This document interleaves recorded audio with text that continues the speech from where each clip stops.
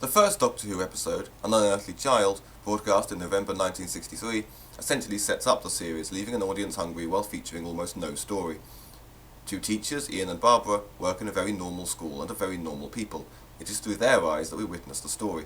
This immediately introduces a tenet of Doctor Who which is arguably one of the series' greatest strengths. Concerned for her pupil, Susan, who exhibits unusual behaviour and is evasive about her home life, the teachers follow her and end up gate-crashing time-space when they force their way into a police public call box.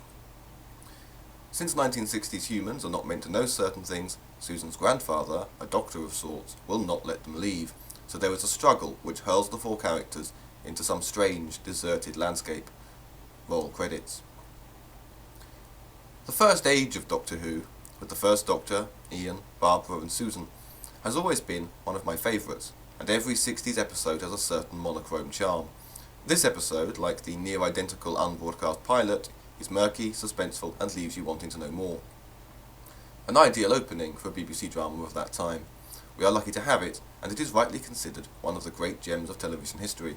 The locales consist simply of a classroom, a car, and a junkyard, and yet you feel you are following a film noir detective thriller. The setup was devised for a show which would be educational and informative as well as entertaining, the broadcasting remit of the BBC.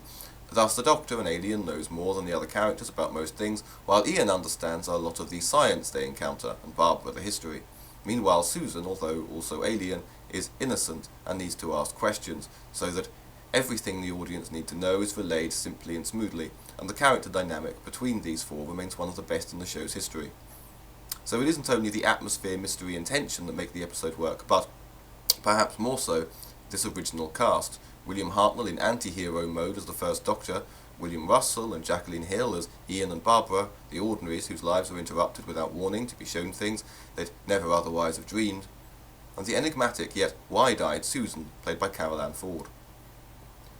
The BBC has always had a snobbery towards science fiction of any kind, and had no idea that Doctor Who would one day become their most successful and most syndicated ever show, or the most lavish drama in their history. Head of drama Sidney Newman warned producer Verity Lambert not to make a monster show, and was reportedly very angry when he saw the first Daleks appear. But don't worry, for that to happen took a whole 4 weeks.